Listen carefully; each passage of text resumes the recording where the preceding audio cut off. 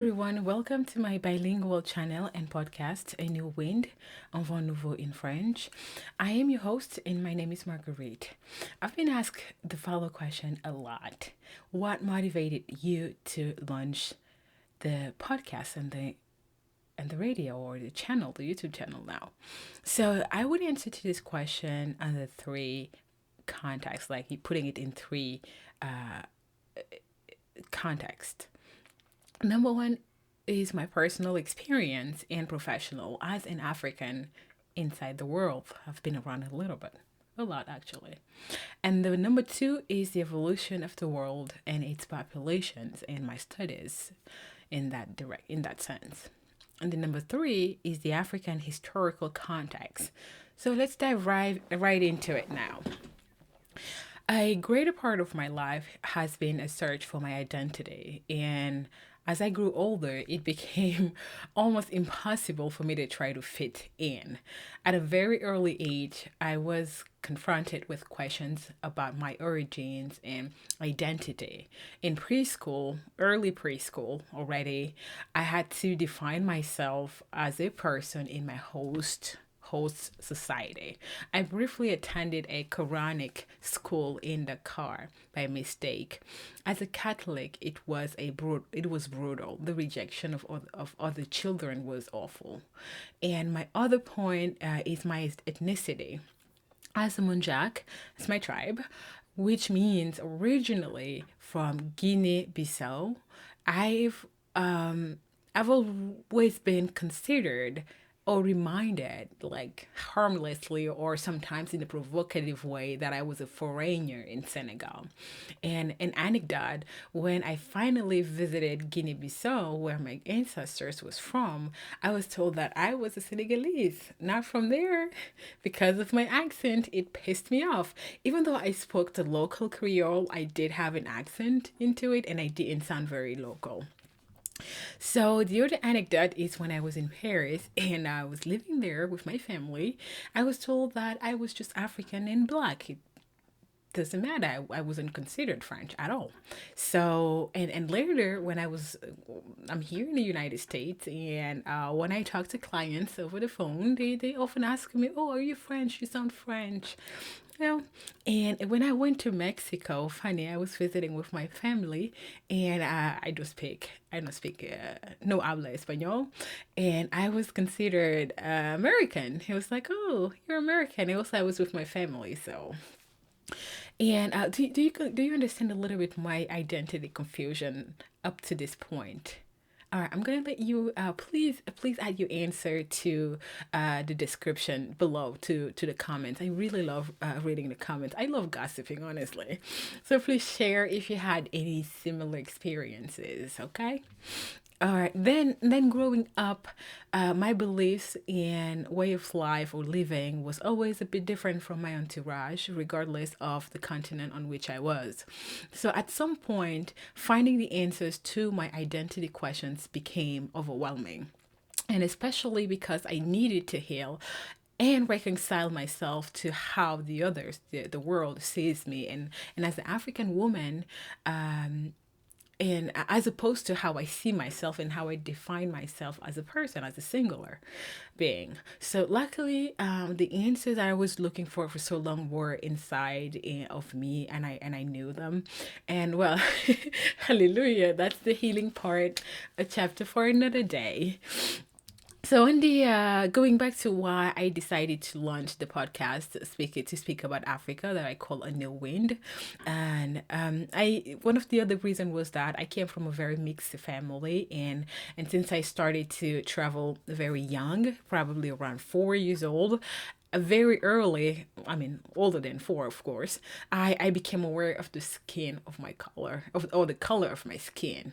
So I am not teaching you anything as an African, black, or if you have any African descendant showing, or any African heritage showing on you, reflecting upon you or on you, you are being considered, you're being considered less. A lot of misconceptions about us. And the birth of my son in 2017 was a real trigger. That's the same year that I've created a podcast. And I remember this one when I went to the appointment, twin appointment with the pediatrician, was first appointment. They had this file that I had to fill, and I had to answer the question of its race. Well, yeah. Honestly, United States is the only country in the world that I know of that asks you what is your race. In well, the only race that I know of is the human race, but not here. There's different races here. So I didn't really know the answer to that question. I never thought of it before. In my mind, my son is mixed because his father was white American, and since I am African, so he's mixed, white American and African. But it doesn't exist in the list of the options of your race. I was honestly confused. So then I asked the doctor, what is the scientific answer to my son's ethnicity? He responded that my son was black, African American. I was shocked, of course. I didn't think it was fair to deny him his paternal white heritage, but then a small small precision here, being African American is different from being African. Okay, but that's another debate. It's two different cultures. So the doctor added that the child inherits his mother's race, which in the state at least, which is racist to me. However, if his mother is white and the child is very black from his paternal heritage, that has something to do with Africa or black being black, he will not grow up considering himself or calling himself a white person. He will be seen and sought as a black, and he would most likely identify himself as a black or African American. So around the same time, I was working on a media project for a client who was embarking on a Pan-African politics. We would have like long discussions about Africa and Pan-Africanism, and he invited me, said, hey, you should do it, go for it, and create your podcast, talk about Africa, and I'll put some of my resource at your disposal. And that's how they helped me with the technical part of the podcast. So I chose the name of the podcast based on my skills, my master's degree, and also my interests. So I knew wind for me symbolizes this young Africa after the independence, that Africa that David Job famously called a robust and young tree. David Job said also that tree over there is splendidly alone in the middle of white and wilted flowers. I like that. He has some humor. It's Africa, it's your Africa that grows back, who stubbornly pushes and back patiently. It's a beautiful poem. I like it. The wind represents a bit of my journey, but special physically, it does refer to the movement of air between two regions, sometimes far away, and I believe in balance. So lyrically, circumstantially, and practically, I named the podcast A New Wind, Un Vent Nouveau in French. The other factor that motivated me to talk about Africa is my colleague and my entourage. Most of them are completely ignorant of Africa. I'm not saying it, I'm saying this with that malice. So they see us exclusively through the stereotypes of famine and war. I blame them less than I blame the African elites who had completely deserted from the political landscape and the media. They're not there. So they let the control to the mediocres who, of course, are ruling us and also are to control of the media. So, and since I am part of the elite, I had also to blame myself. I had to blame myself. But luckily, by asking myself existential questions, I concluded that my desire to live fully and freely was stronger than my fear of putting myself in front of a camera or going public. So I choose to speak up for myself, for my son, for my loved ones, my society, and my continent. Because I think that the African men and women will never be great as long as they count on the others to raise them. Africa needs a renewed dignity to evolve in this world. And fortunately, my generation and my parents' generations understood that. We weren't colonized. We weren't beaten up and colonized. So I often take the example of the Jewish community. I think that that we must also carry out loud our sorrow, our history, that we must demand reparation and justice, not to be to enrich ourselves, but for the memory of those who died unjustly.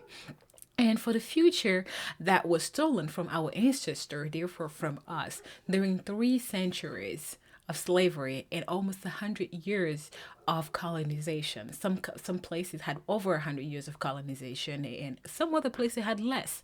The Europeans have physically stolen from Africa. They've amputated us, stolen from our economic, our human, stolen from us economically, in with people, human, stolen from our morals, our intellectual properties, and our cultural development. So we cannot count on the others to seek justice for us. We must claim it by principle.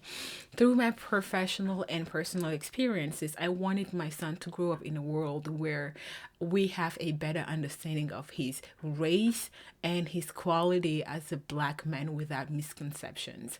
I want to continue to sing Africa to my son and grandchildren because my grandmother sang African tales to me, and she's no longer here to sing it to me and my child. Africa is so beautiful. Her beauty is uncompromised and shameless.